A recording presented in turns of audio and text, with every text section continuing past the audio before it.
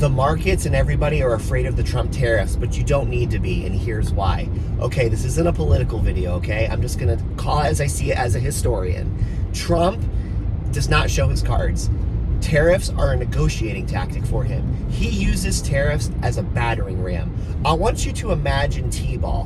When you have a kid going to hit a ball at a tee, the bat is Trump's tariffs, right? He doesn't necessarily have to smack that ball off the tee. He's basically using it as like the ball staying there on the tee, and he's telling countries, listen, if you don't do what I say you're gonna do, I'm gonna use this bat, the United States tariffs, and I'm gonna tariff you.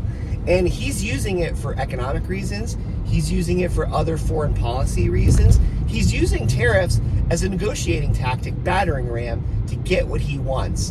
And he's not telling the American people that. So the markets are reeling.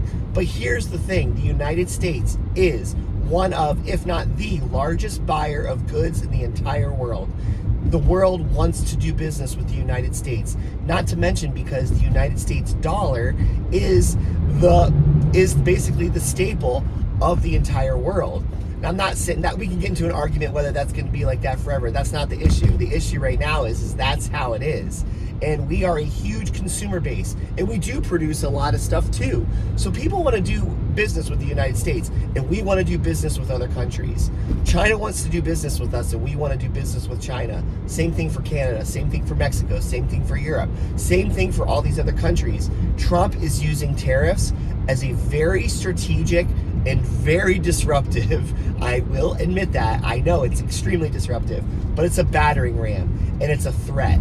But countries will come to the table because nobody wants 50% tariffs or 100% tariffs on things. That's not sustainable. So even though they might be implemented, it will be taken away fairly quickly because people have to come to the negotiating table because these tariffs are not sustainable for any country. It's a very strong and disruptive tactic that gets results done quickly. Yes, it's disruptive. Yes, it makes the markets go crazy. Yes, it makes the media go crazy.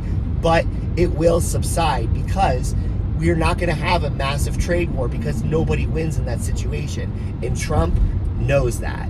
But he's not telling the American people that. His administration's not telling the American people that because it's a negotiating tactic. He holds his cards to his chest.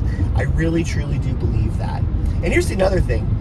The Secretary of the Treasury just went on Fox Business, and I want to add this little anecdote. He flat out said he thinks by April 2nd, some of the tariffs that Trump has been threatening might not necessarily have to go through. I think that's a little nugget that he's throwing to the American people, like a little wink to say, hey, we're negotiating. We're not telling you that, but all the administrations below these politicians are negotiating with each other. And they're trying to figure out how can we come to terms with each other to make sure that these tariffs don't go into play. And I think the Secretary of the Treasury just gave the American people a little wink, wink, nod, nod, saying, hey, I think things are going to work out and it's not going to be as disruptive as we think it is. Just my 2 cents. Drop your comments what you think. I love to hear what you have to say, and I always do respond. I enjoy talking with all of you. Thanks so much for watching the video. Have a great day, okay? Have an awesome day. Don't worry too much. Touch some grass, hug some loved ones, and I'll see you in the next video. Bye.